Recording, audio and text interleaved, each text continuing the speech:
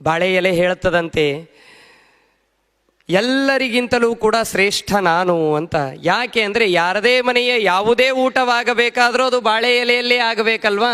ಅದಕ್ಕೆ ಎಲ್ಲರಿಗೂ ಊಟ ಮಾಡಿಸುವ ಸಾಮರ್ಥ್ಯ ನನ್ನಲ್ಲಿ ಇದೆ, ಅದಕ್ಕಾಗಿ ನಾನು ಶ್ರೇಷ್ಠ ಅಂತ ಬಾಳೆ ಎಲೆ ಹೇಳಿಕೊಳ್ಳುತ್ತದಂತೆ.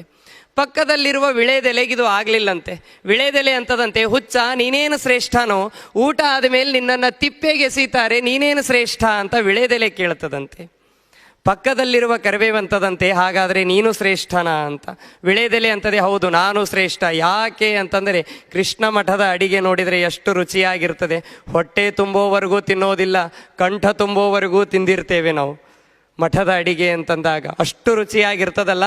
ಅದೆಲ್ಲ ಕರಗಿಸಬೇಕು ಅಂದರೆ ತಾಂಬೂಲ ನಾನು ಬೇಕು. ನಾನು ಇಲ್ಲದೇನೆ ಏನೂ ಆಗೋದಿಲ್ಲ. ಹೊಟ್ಟೆಯಲ್ಲಿರುವ ಆಹಾರ ಕರಗಬೇಕಾದರೆ ನಾನು ಬೇಕು, ಅದಕ್ಕಾಗಿ ನಾನು ಶ್ರೇಷ್ಠ ಅಂತ ತಾಂಬೂಲ ಹೇಳಿಕೊಂಡಿತು, ಆ ವಿಳೆದೆಲೆ ಹೇಳಿಕೊಂಡಿತು.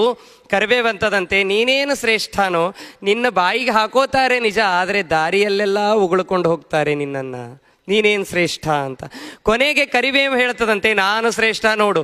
ಯಾವುದೇ ಅಡಿಗೆ ಆಗಬೇಕು, ಒಗ್ಗರಣೆ ಆಗಬೇಕು ಅಂದರೆ ನಾನಿರಬೇಕು, ನಾನಿದ್ರೇನೆ ಒಗ್ಗರಣೆ ಚಂದ ಅಂತ ಹೇಳಿತು. ಇವರಿಬ್ಬರು ಸೇರಿ ಹೇಳ್ತಾರಂತೆ, ಇವರಿಬ್ಬರೂ ಕೂಡ ಕೂಡಿಕೊಂಡು ಹೇಳ್ತಾರಂತೆ, ನೀನೇನು ಶ್ರೇಷ್ಠನೋ, ಒಗ್ಗರಣೆ ಆಗಿ ಎಲೆಗೆ ಬರೋವರೆಗೂ ನಿನ್ನ ಆಟ, ಎಲೆಗೆ ಬಂದರೆ ನಿನ್ನನ್ನು ಎತ್ತಿ ಎಲೆಯ ದಂಡೆಗೆ ಇಡ್ತಾರೆ, ನೀನೇನು ಶ್ರೇಷ್ಠ ಅಂತ.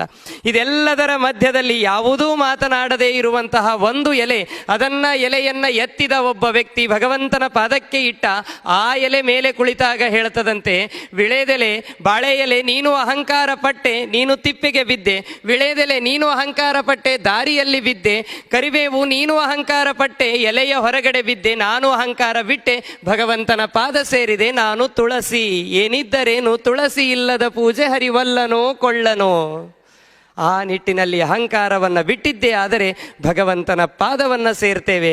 ಅಹಂಕಾರದಿಂದ ಬದುಕಿದರೆ ನಮ್ಮ ಪಾದದಷ್ಟು ಹೆಸರೂ ಕೂಡ ನಮ್ಮದು ಉಳಿಯೋದಿಲ್ಲ. ಆ ನಿಟ್ಟಿನಲ್ಲಿ ಅಹಂಕಾರ ಬಿಡಬೇಕು ಎನ್ನುವ ತತ್ವದ ಅಡಿಯಲ್ಲಿ ವಜ್ರದತ್ತನ ಕಥೆಯನ್ನು ಮಹಾಭಾರತ ಎಚ್ಚರಿಸ್ತದೆ.